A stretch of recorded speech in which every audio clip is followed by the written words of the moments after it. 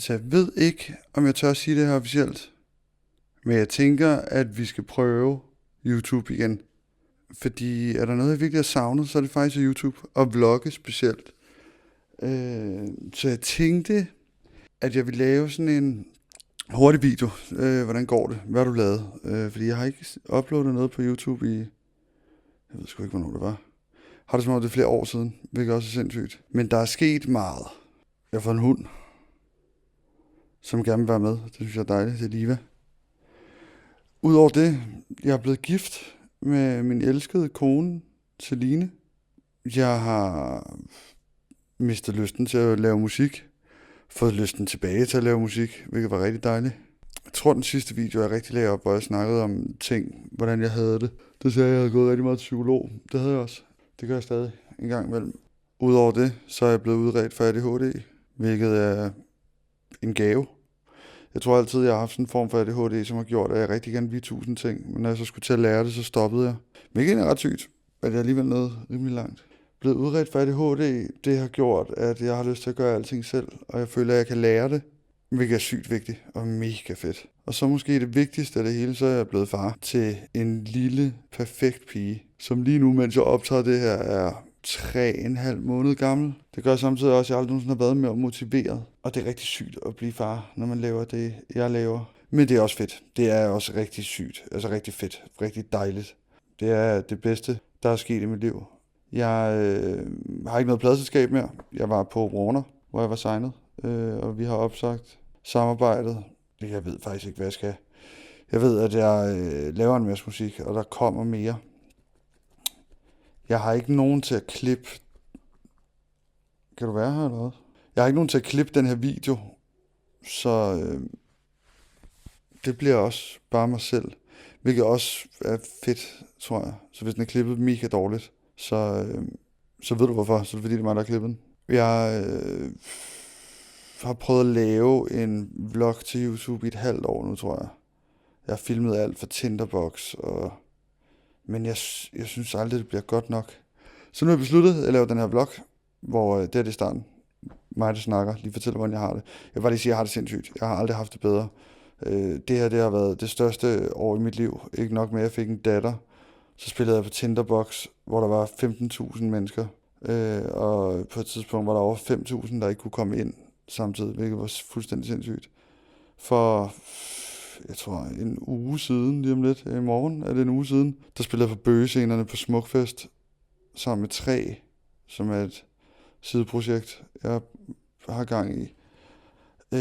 Hvilket er fuldstændig hjernedødt, og så oven i det også lige blive far, og jeg har verdens sejeste kone, som har 2.000 gange mere overskud end mig, men som også lige landede sin første store skuespilrolle på Operaen, og startede der for 5 uger siden. Så der har ikke rigtig været noget barsel til nogen af os, og det har meget været noget med at prøve at få det hele til at fungere, og det gør det. Det fungerer rigtig godt. Ja, så det har været et kæmpe år, som ikke er slut. Og derfor tænker jeg, at vi laver en vlog. Det skal ikke bare være mig, der sidder i sofaen her og snakker. I morgen skal jeg lave radio, fordi det er også noget, jeg laver. Jeg har 2 programmer på P3, og i morgen skal vi optage 2 programmer til det, der hedder Greatest Hits, og så skal jeg sende Lange Fredag live. Og jeg kan mærke, at jeg har lyst til at filme det og klippe det og lægge det op på YouTube. Så det er det, vi gør. Lørdag spiller jeg et privat arrangement i Esbjerg. Jeg tænker, at jeg vlogger, men igen, private arrangementer. Jeg kan ikke rigtig vise noget, fordi det er ligesom sådan en handel, som man indgår, at det er en privat fest, derfor skal den også forblive privat. Men jeg kan godt filme mig selv, så det har jeg tænkt mig.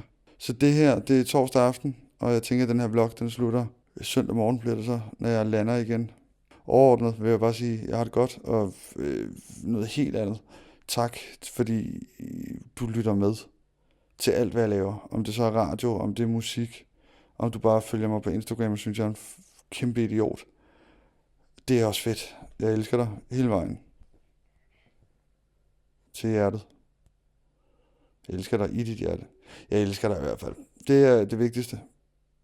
Også fordi jeg er 7 år inde i min karriere nu, som jeg kommer sgu ikke til at stoppe forløbig. Så lad os komme i gang med den her vlog. Jeg er blevet en ny dag. Jeg sidder herude på en parkeringsplads ved DR. Jeg skal ind og optage 2 radioprogrammer. 2 Greatest Hits, som bliver sendt hver søndag kl. 10. Jeg kan jo ikke sige, hvem der er med og hvem der er gæster, fordi det er jo ikke sjovt. Så noget andet, jeg vil sige, det er den der vinkel, jeg har valgt i går til der, hvor jeg sidder i sofaen. Det er jo fuldstændig forkert. Jeg har faktisk tabt mig 9 kilo, så jeg ved ikke, hvorfor jeg ser så fed ud. Sådan er det. Jeg synes egentlig bare, at vi skal komme i gang. Lad os komme ind til DR, og så gå i gang. Jeg ved, at min producer Tilde, som er hende, der hjælper mig med de her programmer, hun er i mine ører hele tiden, så jeg kan holde tiden blandt andet. Hun har været på druk i går, så hun har 100% rigtig mange tømmermænd. Jeg har sagt, at jeg vil filme, og det kommer til at gå ud over hende. Lad os komme derind.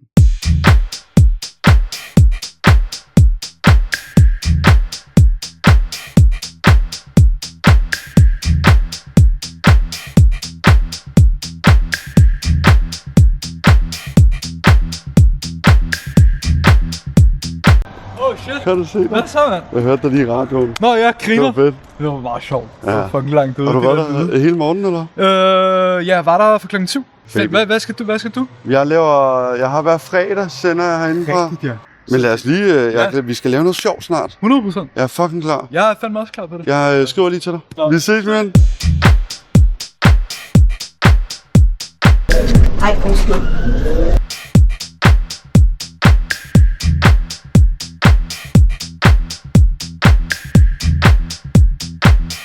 Hej, Tilde. Hvordan har du det? Jeg har haft det bedre, men jeg har det godt. Jeg har sagt, du er tømmermand.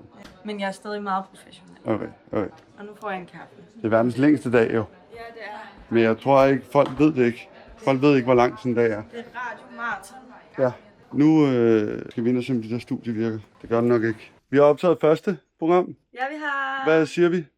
Det kan I godt glæde jer til. Men vi kan ikke sige, hvem det er. Nej, det var bare rigtig fedt. Det var rigtig fedt. Ja. Nu har vi lige 1,5 time, hvor vi nok skal spise noget frokost.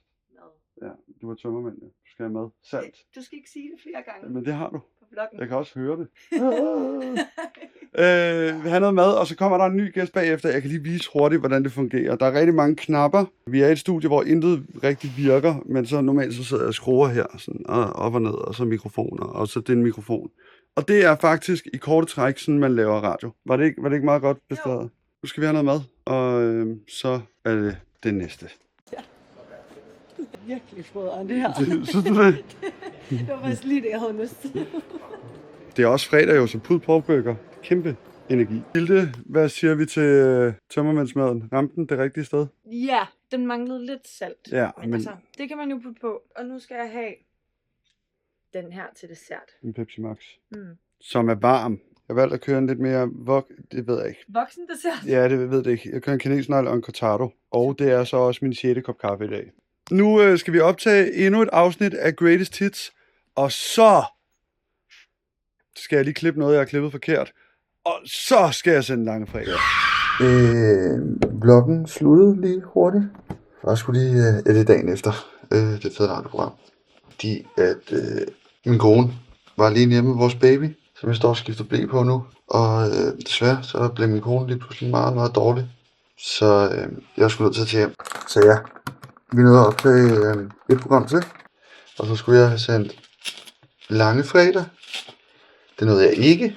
Men så tog Julie Rahbek over i stedet for. Alt er godt. Og min kone har det meget bedre i dag. Så i dag, der skal vi til Esbjerg og spille. Jeg tænker, når vi er i bilen, så forklarer jeg lige lidt om, hvad det helt præcis er. Fordi det er sgu en lidt fed historie.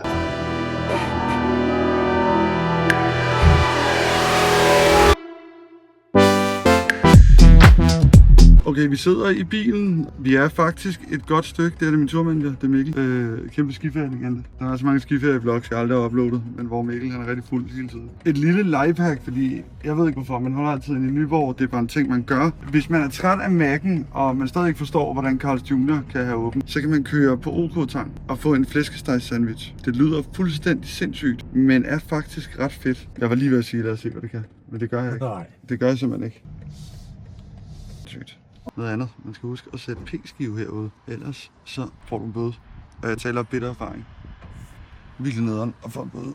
Det er meget spændende faktisk. Også fordi jeg ikke helt kan huske det. Men jeg mener faktisk, at min booker Chili plejede at sige, at det er rigtig godt. Hej. Må jeg ikke bede om 2 flæskesteg-sandwich? Det er desværre ikke mere i for i dag. Er det rigtigt? Der er kun det, I kan se her. Okay, så vender vi lige tilbage. Så finder vi på noget andet. Jeg gør vi ikke det. Der er for mange, der kender det hack, så der var simpelthen udsolgt. Så finder vi på noget andet. Er det Sunset? Er det måske mest spændende? Vi tager en Sunset. God gammeldags. Hej, velkommen til Sunset. Hvad snakker du helst, jeg gør for dig? Lige et øjeblik. Det er så fint. Du skal bare til, når du er klar. Yes, vi er klar. Ja.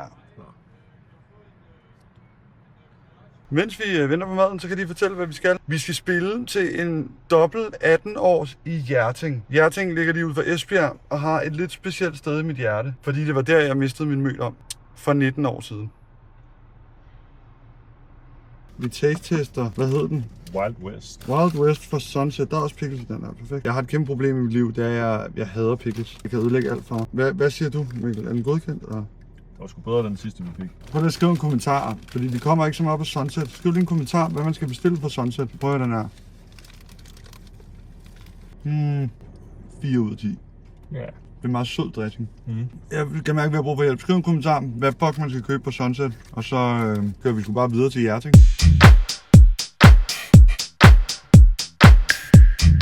Der er jo den her gyldne regel med, når man bliver booket til private ting, så filmer man ikke. Men vi skulle nok have filmet det her. Jeg er fødselsdagsgave for 2 18-årige drenge. Vi kommer ind af en sti. Og så står de nede for enden, og så blev de meget glade, og så hoppede der en far frem, der var klædt ud som en klovn og filmede. Det var meget surrealistisk. Det skal lige sige, det er det største hus, jeg nogensinde har været i, tror jeg. Altså, det ligger... Jeg kan spytte til vandet. Det er fuldstændig hjernedødt. Det var pænt fuldstændig hjernedødt, faktisk. Jeg ved ikke helt, hvordan man ligesom lige skal komme tilbage for det. Det var sgu skørt på den helt rigtige måde. Jeg kunne ikke filme jo af gode årsager. Til gengæld så er blevet lagt en video op på Instagram. Den har jeg downloadet, så den kommer her. Som du kan se, lille fest, men god fest. Det var perfekt. Alexander og Mathias, hvis I så med, men tillykke med de fucking 18 år. Nu skal vi hjem. Hvor langt har vi hjem? 3 timer? Ja. Yeah.